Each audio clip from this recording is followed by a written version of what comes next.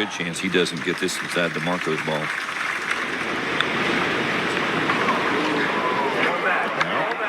it comes. Oh, my goodness.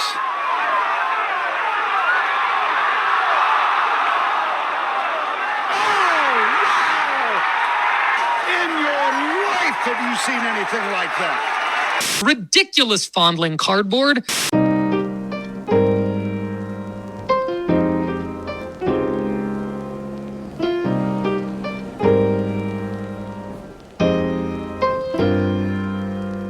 What is up?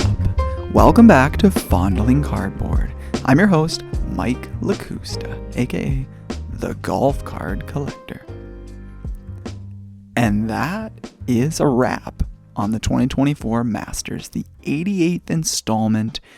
And it was great to see Tiger in red again on a Sunday at the Masters. But it is the world number one, Scottie Scheffler, who dons the green jacket today. And nobody's surprised about this. I mean, Scottie was absolutely dominant all weekend long. And leading up into the event, I even got a mailbag question saying, is Scottie Scheffler just going to run away with it because he's the dominant force in the PGA? And my answer was yes. And I'm not going to take credit for it because he just speaks for himself. Look at the odds. The odds are the best odds. Well, I guess the worst odds. The least favorable payout for odds of anyone since Tiger in his prime.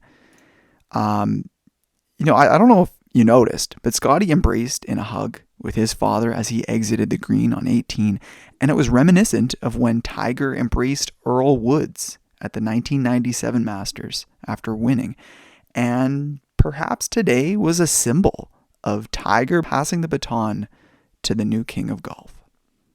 In terms of the actual event, the tournament was incredible to watch, and it's everything that a fan could ask for. It could certainly have gone a little more dramatic, let's say, to build up some tension towards the very end.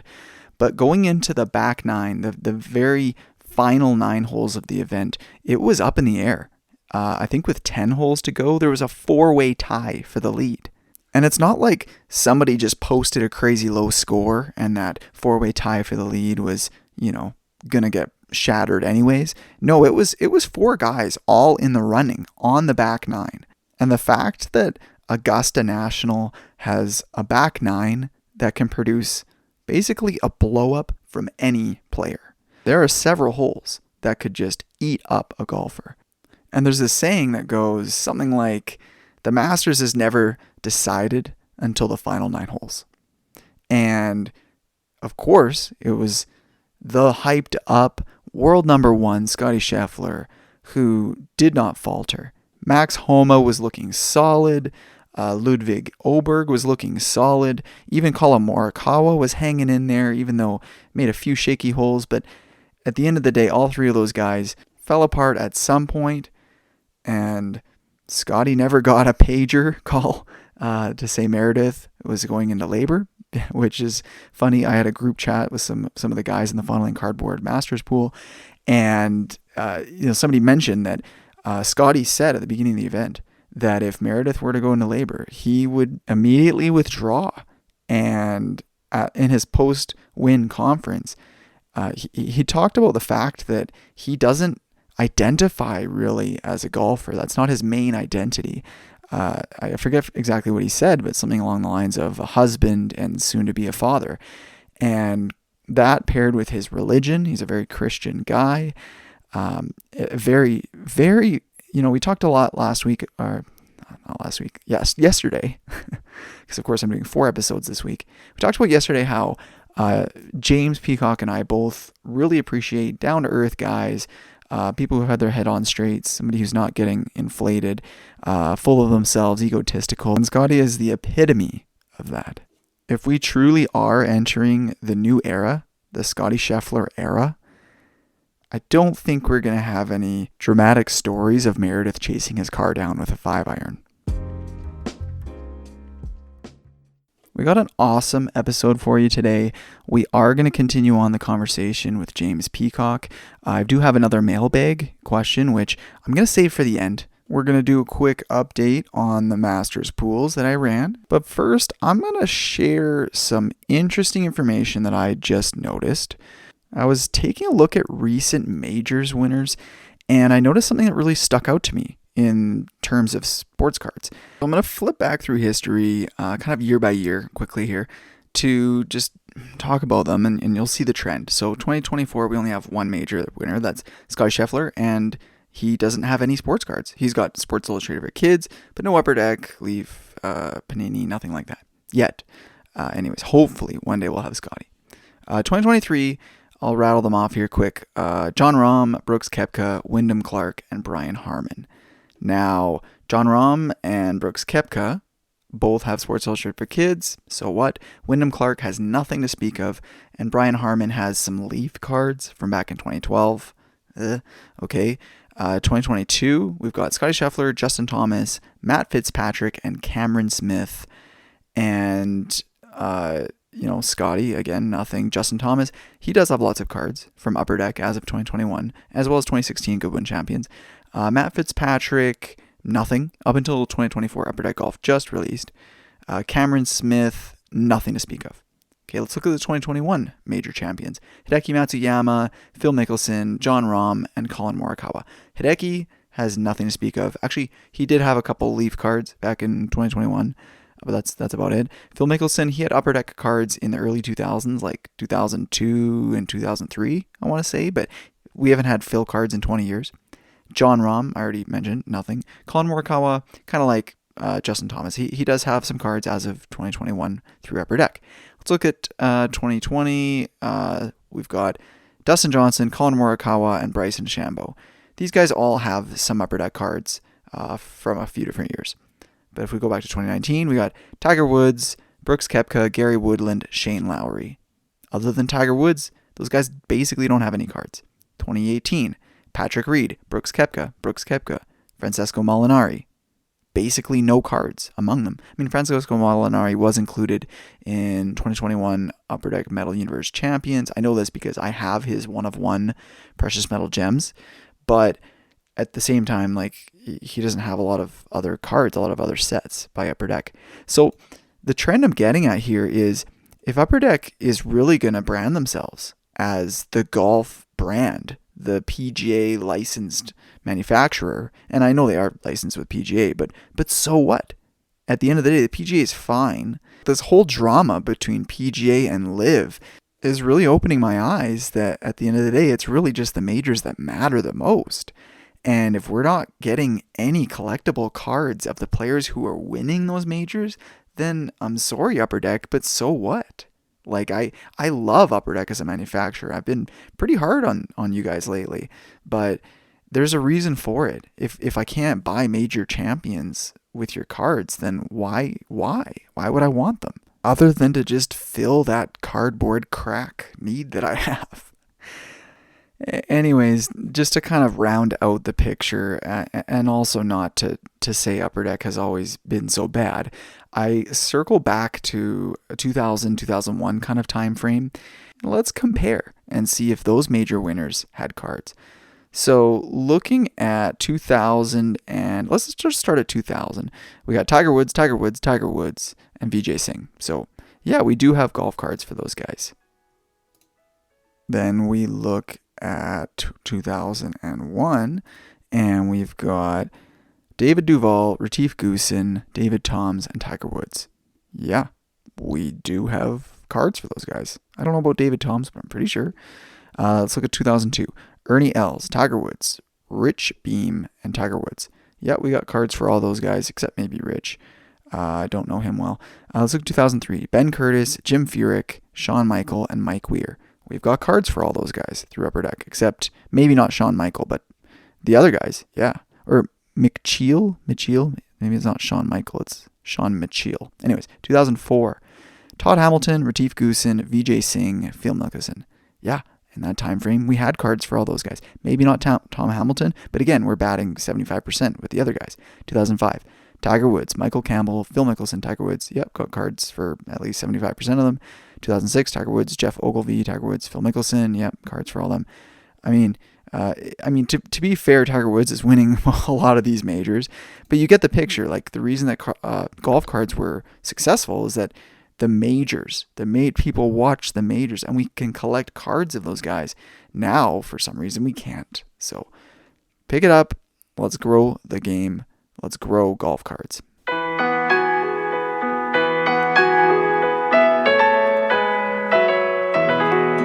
Welcome to the Fondling Cardboard 5th Annual and All Majors Masters Pools.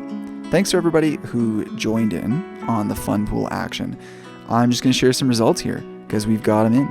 So for the 5th Annual Pool, which is just friends and family, we've got 4 places that are getting prizes. That's Sean Guest at 18 under par, Kevin Degg 15 under par, Kyle Thiel at 12 under par, and JG Fleury at 11 under. Well done to each of you. The winning roster with Sean Guest was Scotty Scheffler, Ludwig Oberg, Cameron Young, Tyrrell Hatton, Chris Kirk, and Eric Van Rooyen. Looking at the Fondling Cardboard standings, we've got Dean Fortino absolutely running away with it this year at 18 under par for his squad. Second place was Justin Lee at 13 under. Third was Rob Schiltz at 11 under. And fourth was Joe Faulkner at 8 under par. Dean Fortino, I don't know if you could have picked a better squad. Fantastic. You've got Scotty Scheffler, Ludwig Oberg, Mats Homa. And by the way, those are 3 of the 4 guys who were tied going into the back 9 of the event. So obviously, if you've got those 3 guys, you're going to win the darn pool. And lastly, you've got Keegan Bradley, and then Corey Connors and Nick Dunlop. So well done, Dean. All you guys are going to be getting some sweet golf card prizes. Of course, the top 2 prizes are the 2 Tiger Woods rookies from the 90s, both graded by SGC. And the rest of you guys are going to get some sweet stuff as well. As for the All Majors pool, I'll have to say I'm sitting in a healthy second place. But unfortunately, first place, there's somebody who edged me out ever so slightly, and that's Matthew Rittinger. Completely different format. So Matthew had his squad was Scotty Scheffler, Ludwig Oberg, Brian Harman, Tyrrell Hatton, Phil Mickelson, and Eric Van Rooyen. And the total earnings for his squad was $6.4 million and change. Total earnings for my squad was just a hair under $5.9 million. So still in the running, but about a $500,000 difference. Shout out to Dane sitting in last place with only $392,000 earnings for his entire squad. You got some room to make up there the rest of the majors. Also, thank you to Sports Card Strategy Show and NoOffSeason.com for donating the John Rahm Sports Illustrated for Kids rookie card PSA 7, which we did as a giveaway, as well as various other giveaways. I gave away a Precious Metal Gems Will Zalatoris, a bunch of Bryson rookies, a bunch of other stuff. But this John Rahm rookie card went to Jesse James. So thanks again for your support. All right, let's get to the meat and potatoes of the episode, that rest of the interview with James Peacock.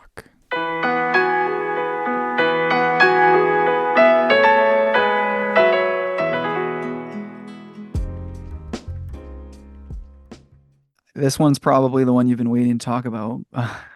What's your quick take on Max Homa? Yeah, so personally, big fan of Max Homa.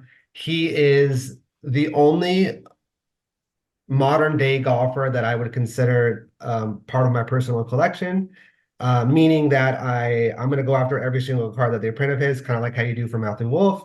And so that's really cool. I just haven't really had anyone that's actively playing that I was such a fan of that I wanted to do that for. I have a binder for Jack, I have a binder for Tiger, and now I have a binder for Max. So that shows you how much I'm a fan of him I am. And personally, he comes from my area, comes from Burbank. He would drive, about 30 minutes to my local country club, and I would see him on the range a lot every morning when I was trying to be a pro golfer, and I only got down to like a 6 handicap, so that didn't work. But I was on the course like all day, every day, and he was there a lot too, so it was just sort of cool to see. And then as soon as he started like going on Twitter and being more public with his personality, I like fell even more in love just because like on the course we never talked, we never got close, but as soon as I saw his personality from the outside, like he is so funny, he is so down to earth, he just says it like it is, and that's the kind of people I like to be around. So not only is it the local factor, but just as a person being like the same age, it all kind of comes together where he's sort of my favorite modern day player. Yeah, no, that I totally agree with you that he's down to earth. He's a funny guy. And when I followed him and his rise, when he first hit the scene, he was almost like a Wyndham Clark was 2 years ago, like just sort of almost like a nobody, like from everybody else's perspective who's not from SoCal. And when he started performing really well, like he just incrementally, like tournament after tournament, was climbing that ladder. His personality got out there, and I almost looked at him with less seriousness as a contender because I thought people are talking about him because he's just a cool dude. He's just so down to earth. It almost it was like a way of, it was like a sandbagging. Like it seemed like the attention to him wasn't because of his game. It was just Yep. because of him as a dude, and so he was underrated, or people weren't necessarily projecting him, or maybe they were. I just wasn't. But then about a year of sustained success and Ryder Cup and talks of him as being a favorite at big events really opened my eyes to him, not only as like a cool dude, but as a serious golfer. Yeah, I think you said it really well. Because again, even though he was on my radar, again, I wasn't really watching him that closely because of that fact. Like he wasn't really winning. He wasn't really doing anything that was big. He had like a huge amateur win back in like 2013, 2014. So I thought that was really cool. I saw it in like the newspaper. I was like, that's awesome. He's still going. That's great. But yeah, up until like he got his win in 2019, and then COVID hit. So it was one of those things where I was like, man, he just won. He's finally going to start going on his way. And then they had to wait. But luckily, 2021, he bounced back, won like two or three times. 2022 won a couple times. So yeah, like he's definitely becoming more consistent. He just needs more wins under his belt because he still only has like five or six. I see someone like Sahith Theegala almost in that category as well. I was talking about Sahith with Connor last week, playing amazing golf, but I haven't necessarily taken him as seriously as I should when I look at collecting his cards, when I look at choosing him in my fantasy pools, things like that, because I just think we're talking about him because he's such a humble, sweet dude. He's just He happened to family be on guy, Netflix. Yeah. happened to be on Netflix. He's whenever they interview him, when I first saw him on his very first PGA Tour event, they showcased him a little bit and had his like mom and dad at the event, and they were crying like, "Oh, our son made it to the PGA to play here," and it just seemed like like that was the climax. He made it. He's playing in the PGA, and now he's just gonna kind of drift off and become one of the guys, but he keeps kind of stepping it up, and he's got a couple wins, I think. But just like Max Homa, people need to start taking these, and I don't even know if we'd call them young guys anymore, but guys who are edging into becoming veterans, seriously, because they can win at these majors. So, all right, let's look at Max Homa's cards. I'm sure you've got a pretty firm handle on this. Yeah, luckily, again, it's not a lot. It's not overwhelming. So he just was included in this most recent 2024 release. So he has a young gun. I would consider that like looking back into the future, like in the future, looking back now, I think that's going to be his probably iconic rookie card is his young gun, number 148. So that card's really cool. And there's also, parallels of that. There's clear cut version, and then there's one that you mentioned, I think, on the podcast recently where there was like an exclusive clear version, which isn't on any of the checklists or anything. So that might just be a little bonus that they slipped in, or maybe it was a mistake. I have no clue, but he has that card, which is like the one I'm chasing the most. And then he's also part of one of those really rare insert sets, that Diagram of Dominance, which is 1 in 4,000 packs. So that card's really cool. And then he's just in part of like pretty much all the parallels, which is nice. So he has like a scorecard, all the different color scorecards. He has a Dazzler, the five different Dazzlers. He has printing plates. So yeah, it's really fun for someone that was have been waiting a long time for it to come out, but it's not like overwhelming to where I feel like I have a good chance at getting all of them outside of the one of ones. So that's exciting. And then it looks like in the teasers, he's definitely going to be in the portfolio set because he was teased on some of the pictures. So I think he'll be included in both of the sets coming up. So you'll finally start to get some of his autographs and memorabilia cards, and I bet Exactly. you're pumped for that. You know, Pumped. I can tell your passion for Max Homa because none of the other players, when we were talking about the 2024 set, did you name virtually every single one of the cards or anything. I love it. I love it. It's just funny because this is probably the sixth player we've got to Yeah, that's fair. but he's only got the 2024 set, and that's a great kind of overview of someone like a star like Max Homa, and him appearing in basically all of the insert sets. Because like my guy Corey Connors, he's got a young gun, he's got a young gun canvas maybe, and whatever a base card, but he's not necessarily considered that caliber, that tier of player to be included in the diagram of dominance and some of the other insert sets. So that was actually a really good overview of 2024 Upper Deck Golf. Um, anything else on Max Homa before we get to move on? No, I think we summed it up really well. Let's have him win the Masters this week, and I'll be real happy. All right, positive vibes for Homa. Cameron Young, a guy that I don't necessarily know a lot about, so I hope maybe you can share anything on a brief take. Well, I think that's a good summary in itself because I was hoping the same thing for you. I think honestly he was briefly part of the Full Swing series, but it's so not memorable that I can't even remember why he was part of it. But I know he was in some capacity. Um, so yeah, that's a great example of a player that is not on my radar yet much. To my knowledge, has he even won on the PGA Tour yet? I don't think so. I don't think Um, so. It I looks don't like think he's so. looks like he's American. I actually kind of had him a little bit confused. There's another Australian, I think not Cameron Smith, another Cameron from Australia. I had him mixed up with Cameron Young. I don't know a lot about him. I think he was kind of in the running for Rookie of the Year, uh, 4 years ago, something like that. I mean, heck, maybe he even won it and we don't even remember. Um, yeah, I don't think he's has a win on tour. No, it looks like three top tens, no wins. But he is in the Masters field, is what you're saying. That's where you pulled this list from. Yeah, yeah, and Okay, so he must be playing well. not only is he in the Masters, but he is in the upper half in terms of betting odds and things like that. Because Interesting. yeah, all the names that we have been going through are in sequential order of um, DraftKings betting odds. Now Got there's it. about 10 to 15 names that I pulled out of here. Obviously, we haven't been talking about Scotty Scheffler, uh, uh, who like a bunch of other big names, Brooks Koepka, and those guys are all near the top of the list as well. But we talked about those guys last year, and I just wanted to kind of round out the conversation with important players in the Masters. So I guess Cameron Young is one of them. We don't know much about him, and I don't think he has any cards. Is that right? That's exactly right. No cards, and he just turned pro in 2019. So it's just one of those ones as an up and comer, and we'll have to see if he makes more of like a long, lasting impact. Right on. All right, well, let's move on. We got two names left here. A big one from a decade ago, Jason Day. What's a brief take on him?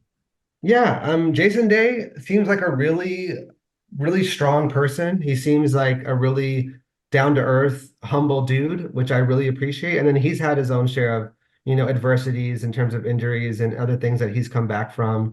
So just in that storyline of kind of like the Will Zalatoris, like I'm always rooting for someone that has the motivation and energy just to not give up. So just on that front, um, I have huge respect for him. And then just another Aussie. They seem to just have such positive, like fun vibes, like a Cameron Smith, to where I feel like I could easily play around with golf with him tomorrow and it wouldn't be awkward.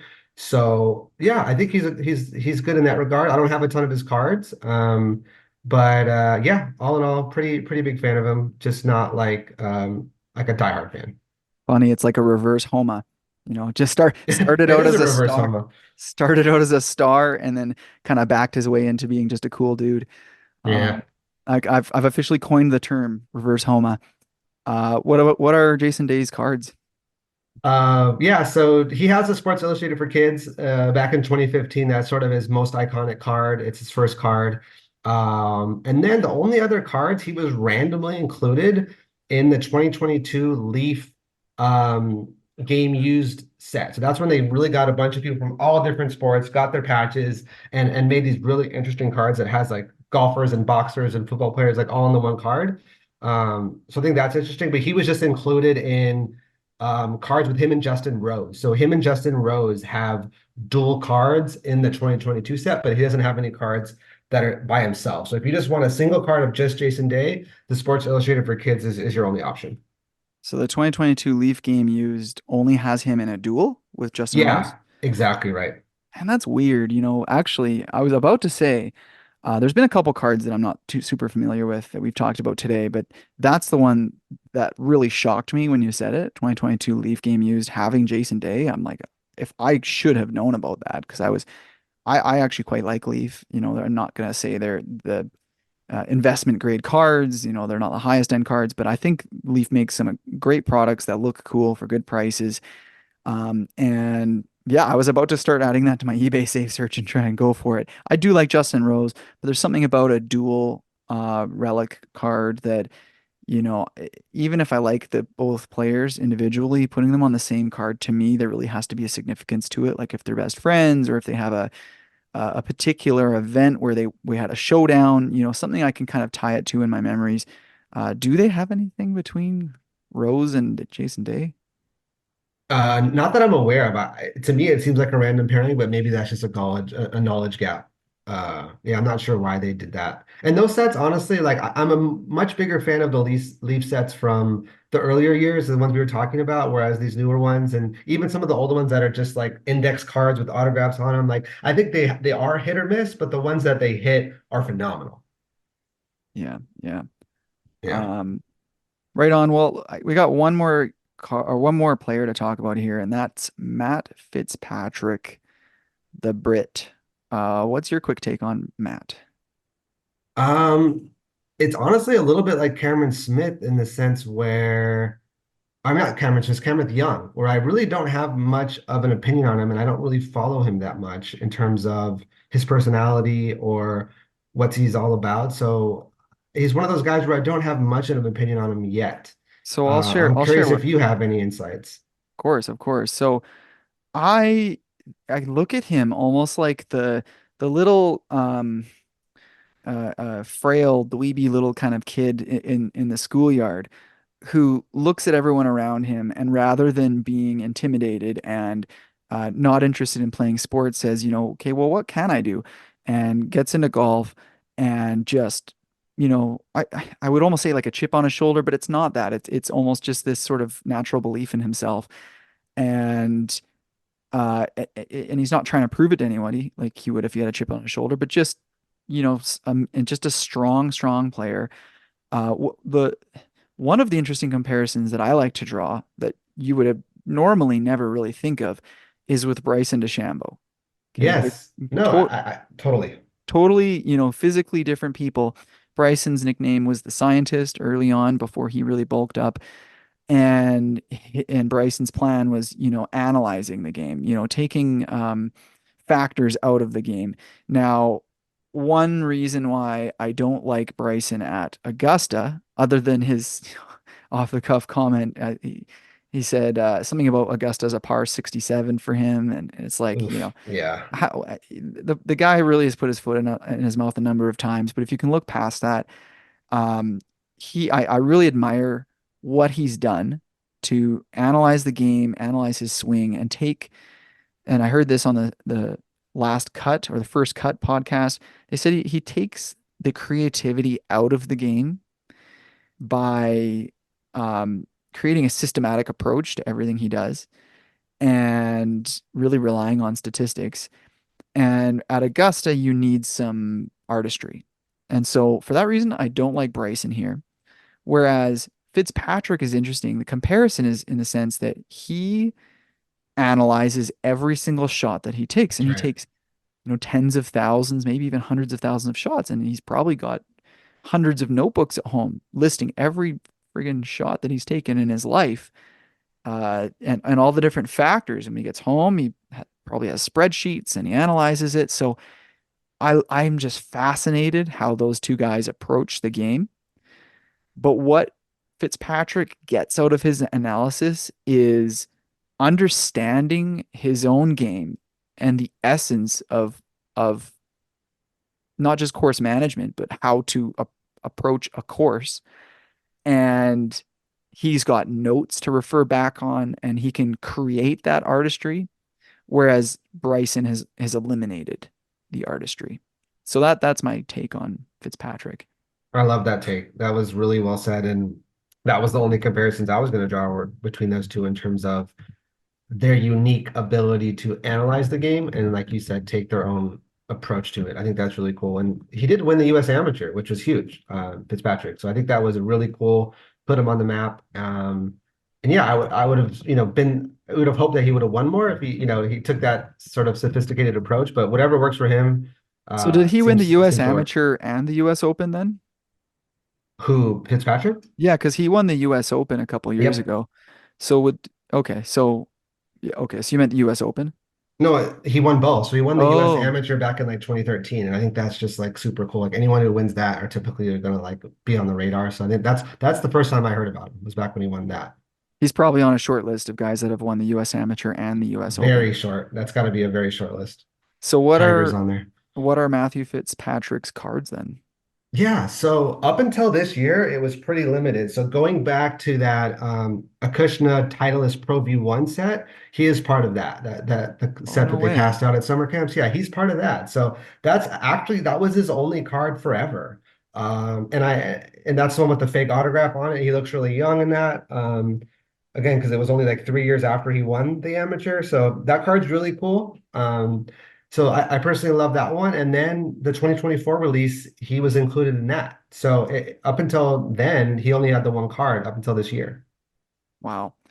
Well, that wraps up our overview of what I have defined as, let's say, the top 30 or 35 players based on DraftKings odds at the Masters. I've got a list here of, another 15 names, and then after them, there's probably another 40 names who are probably not going to be in contention, but you never know.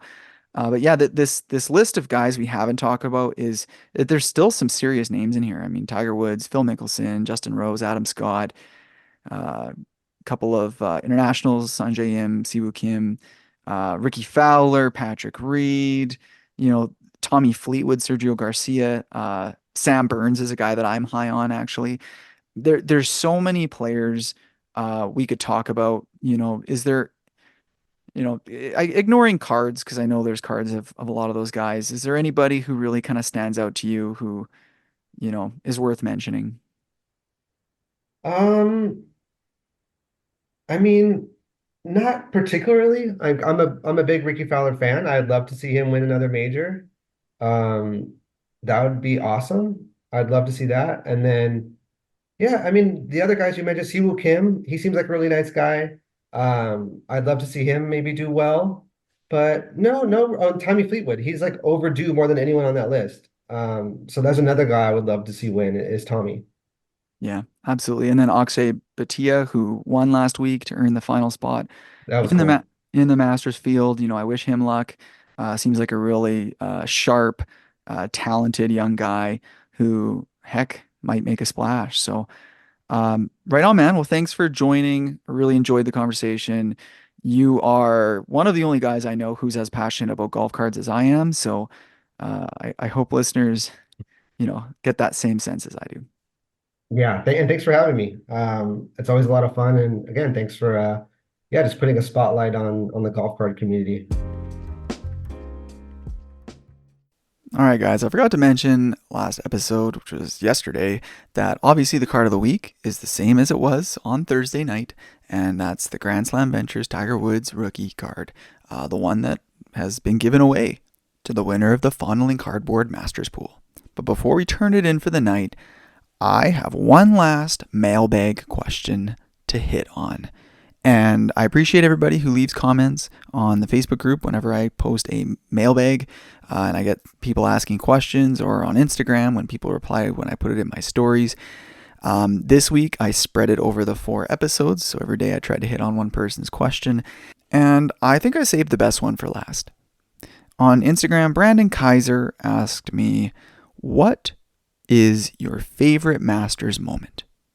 And this is just the best way to end my Masters, just to reflect on what's my favorite Masters moment. And it's honestly, I could say that this Masters week has been the most special in my life, in the sense that I've been all in. I've been following every shot. I've been tuning in. I've been engaging with the community, chatting with more friends than I ever have about golf and about sports, through texting, through group chats, through comments on Instagram and Facebook. I've done giveaways. I ran 3 pools. The most I had ever run before was 2. So honestly, this has just been a fantastic week. I'm a little tired, to be honest. I'm ready to just move back to 1 episode per week. I'm ready to, just kind of follow the scores on my phone app rather than watching hours of TV every day. But this has definitely been amazing. However, obviously this isn't a moment. That's just me expressing some gratitude for being able to do that this week. But Brandon, you asked me, what is your favorite Masters moment? And my mind just goes to one place.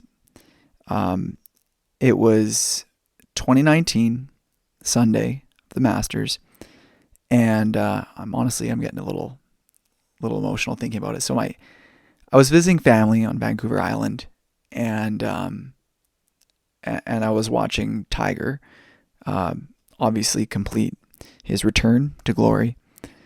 But that's special in its own way, and I know all of us probably have amazing memories attached to that. But what was special for me is who I was with.